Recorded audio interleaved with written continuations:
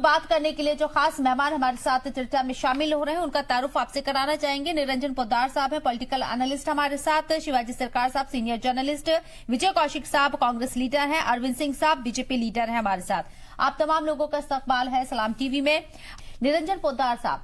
नीतीश कुमार ने बीजेपी के साथ जाकर अपनी जमीन मजबूत की है या खुद अपने पैर पर कुल्हाड़ी मार ली है 2024 के अगर हम लिहाज से देखें, क्योंकि इन 17 महीनों में ऐसी खबर आई नहीं कि नीतीश कुमार को जो मौजूदा अलायंस था उसने काम करने से रोका हो, किसी तरह की रुकावट पैदा की हो। बहुत स्मूथ चल रहा था सब कुछ, ऐसा दिखता है। देखिए सबनम, निश्चित रूप से जिस तरीके से अभी जो राजनीतिक घटनाक्रम बिहार में घटा है, तो इसके अंदर आप ये मान के चलिए कि अगर मैं बात करूं जनता दल यूनाइटेड की राजनीति की,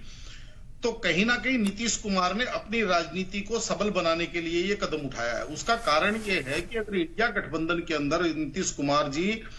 2024 का चुनाव लड़ने के लिए जाते, तो पहली बात तो इनको जिस तरीके से सीट शेयरिंग में समस्या आ रही थी, कहीं ना कहीं आरजेडी उन 10-11 सीटों के ऊपर दावा कर रही थी जिनके ऊपर 2019 में इनके जो कांटे की फाइट रही और इनके जो कैंडिडेट थे आरजेडी के जो दूसरे नंबर पे रहे और बहुत क्लोज फाइट थी, तो उनके ऊपर कहीं ना कहीं सीट शेयरिंग में थोड़ी समस्या आ रही थी। और तीसरी सबसे बड़ी बात, जितना राजनीतिक लाभ इनको एनडीए के साथ चुनाव लड़ करके है, 2024 के लोकसभा चुनाव की बात कर रहा हूं, तो उतना लाभ इनको गठबंधन के साथ नजर नहीं आ रहा था, पहली बात।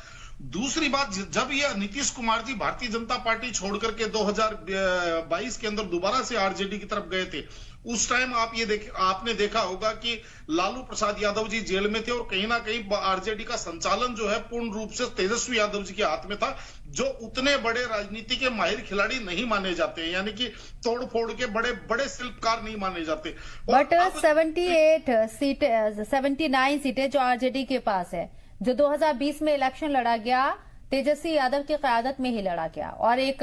यंग नौजवान लड़के ने इतनी ज्यादा सीटें लेकर आए, उनकी तारीफ भी हुई। देखिए सबनम, मेरा तात्पर्य इसके अंदर यह है कि जिस तरीके से लालू प्रसाद यादव जी राजनीति के बाजीगर माने जाते हैं, यानी कि जोड़ तोड़ की राजनीति के बाजीगर माने जाते हैं, कहीं ना कहीं तेजस्वी यादव में वो परिपक्वता नहीं है, इस चीज को आपको मानना पड़ेगा। और ना उनके ऊपर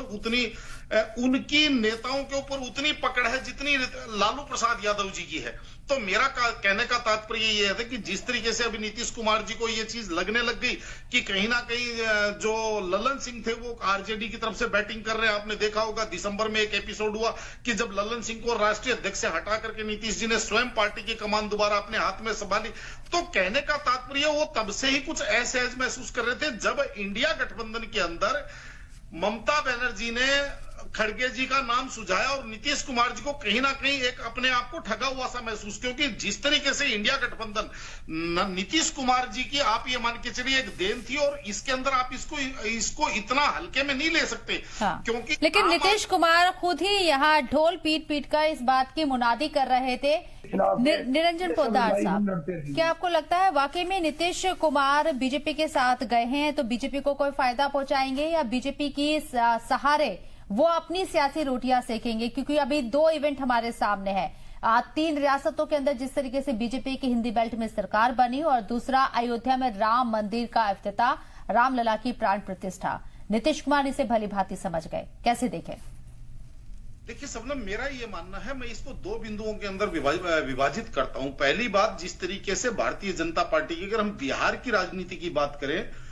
तो निश्चित रूप से आप ये मान के चलिए कि भारतीय जनता पार्टी ने मेरे हिसाब से गलत फैसला किया है, क्योंकि जब तक नीतीश कुमार के नाम की बैसाखी भारतीय जनता पार्टी अपनी काख में से नहीं हटाएगी तब तक वो अपने पैरों पे चलने में सामर्थ्यवान नहीं होगी। यानी कि दूसरी भाषा में यूं कहें कि भारतीय जनता पार्टी बिहार में अपनी लीडरशिप डेवलप करने में कहीं ना कहीं पिछड़ती रहेगी। तो इसलिए ये तो हो गई बिहार के अंदर भारतीय जनता पार्टी के भविष्य की राजनीति की बात। लेकिन अगर हम तत्काल और वर्तमान राजनीति की बात करें तो इसमें निश्चित रूप से देखिए भारतीय जनता पार्टी ने बहुत बड़ा गेम कर दिया, क्योंकि जिस तरीके से इंडिया गठबंधन बना करके और एक पूरे देश के अंदर एक राजनीतिक मोमेंटम तैयार हो रहा था कि भाई भारतीय जनता पार्टी को चुनौती देने के लिए 28 दल एक साथ आए, और ऐसा लग रहा था कि कहीं ना कहीं 24 के अंदर भारतीय जनता पार्टी को कोई चुनौती मिलने वाली है। कहीं ना कहीं आप ये समझ लीजिए उसकी नींव उखाड़ करके भारतीय जनता पार्टी ने एक उस मोमेंटम को खत्म कर दिया। और आप इसको यही मत मान के चलिए कि भाई यही इंडिया गठबंधन के ऊपर झटका। इंडिया